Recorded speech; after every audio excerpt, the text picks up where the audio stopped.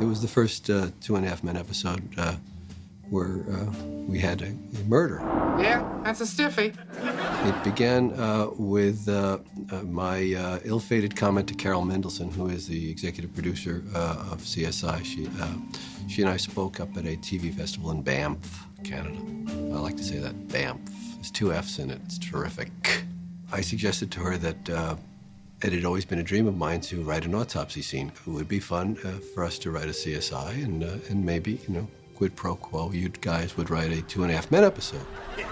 She spoke at the festival, and they asked her, what do you got coming next year on CSI? The next thing he knew, Carol mentioned it to a reporter up there, and it was in the trades, and everybody's going, oh, wow, 2.5 Men, CSI are going to switch writing staffs. So afterwards, what have you done? Carol, hello? I don't know, I thought it would be a funny thing to say. There's cameras and recording devices, and people took you seriously. And it sort of snowballed from there. It became something we actually done. To my knowledge, they've never switched writers.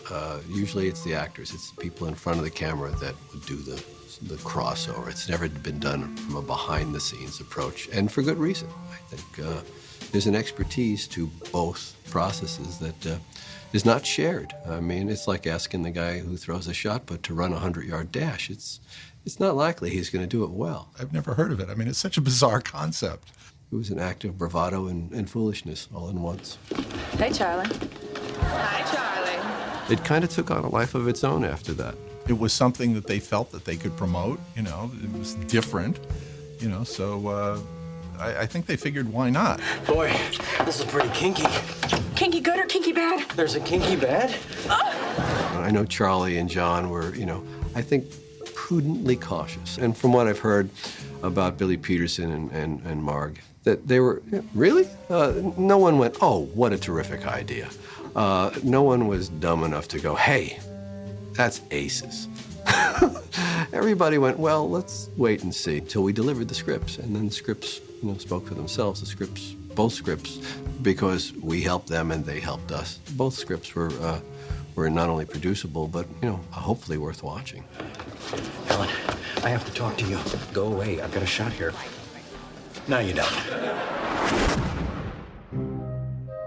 First, we were thinking that in order to make it a 2.5 Men, it really can't be a death or a murder, because that's not really part of our show. And we were trying to think of other mysteries that could come up in the household that would require forensic evidence to solve.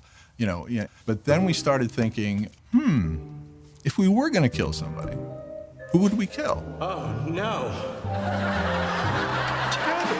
But we had this built-in saga that we'd been doing regarding Robert Wagner and Jenny McCarthy, father and daughter, and Charlie being hot for daughter, and Robert Wagner being engaged to Charlie and Alan's mother, and we reverse engineered that and said, what if they're not what we think they are?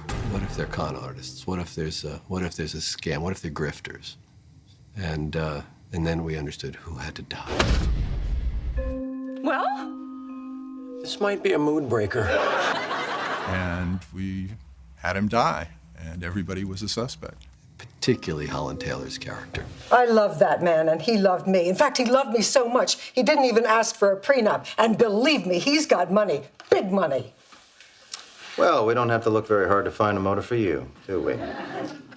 Ooh. The heart and soul of that episode is the interrogations. He was so good to my mom. It's a shame she has to bury another husband. Another husband? That was fun. That was the most fun to do because, by isolating each character in a room with a cop asking tough questions, we got to do a little, meet and greet with each one of our principal characters. Were you in your uncle's room at any time today? No, I never go in my uncle's room. Why not? Because all the skin mags are in my dad's room. And see how they were responding to the situation, a dead body. So, Mr. Harper. Call me Charlie. And you are? Interested in how you found the body. The other thing in the interrogation that was really heartwarming for me was Charlie said something we've all been thinking about since the dawn of CSI. He looked at the cops ample bosom and said, You know, I'm finding that tank top awfully distracting. Is that police issue? so we had a little fun with that. With 2.5 Men, the CSI writers came over here and we talked about the story and helped shape it into something that would work for 2.5 Men. We have got a real problem here. What do you mean, we? I loved the fact that all the forensic shots, except for I think one, all of it had nothing to do with the story. It all had to do with Jake eating. What are you doing? We basically started with him spilling on his shirt and going whoosh, and seeing the stains spread. Nothing. And following something down his throat and into the last shot. Uh-oh. What's the matter? Following a pocket of gas through his lower intestine.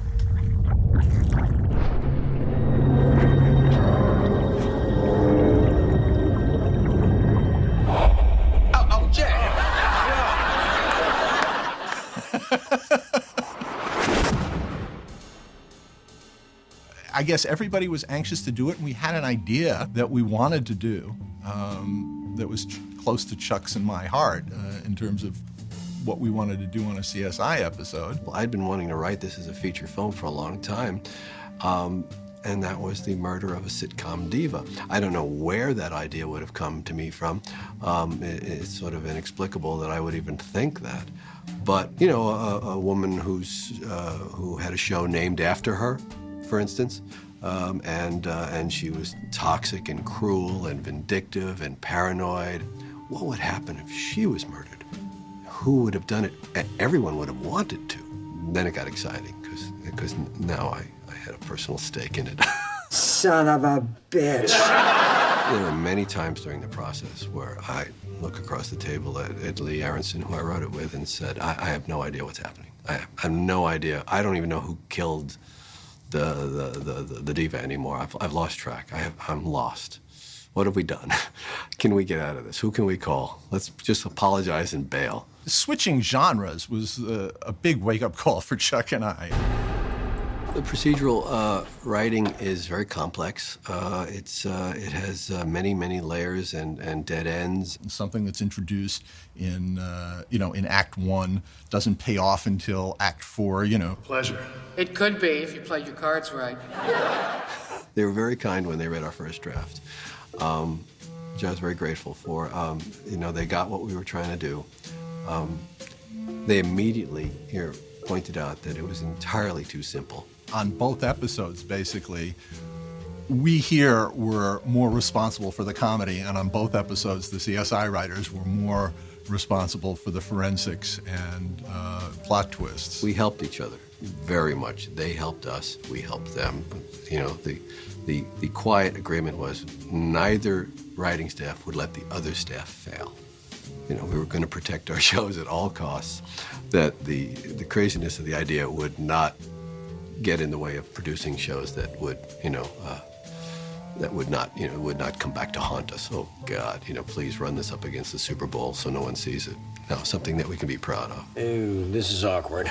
There's a reason the show's a massive success. They know exactly what they're doing. We've got some perimortem ecchymosis on the posterior occiput. That means a bruise on the back of the head. And yet you still couldn't get into medical school. One of the wonderful moments that we were so proud of in our 2.5 Men CSI episode was when they put on the wonderful forensic light that they look for sperm. And when they threw that light on in Charlie's bedroom, the audience started laughing immediately. Because, fifth season, they know what's in that room. My God. It's like a Jackson Pollock painting. The ceiling fan's actually a cute story. Maybe it's a way for them to lighten what is a very dark, motif, Charlie, What? at your mother's wedding, Yeah. We brought as much of our experience, as we could. I'm warning you, coffee tends to shoot through me. So if you've got a cavity search plan, you better do it pretty quick. We don't need to do a cavity search. Can I request one? I'm delighted. I have a CSI episode on my resume. I'm thrilled.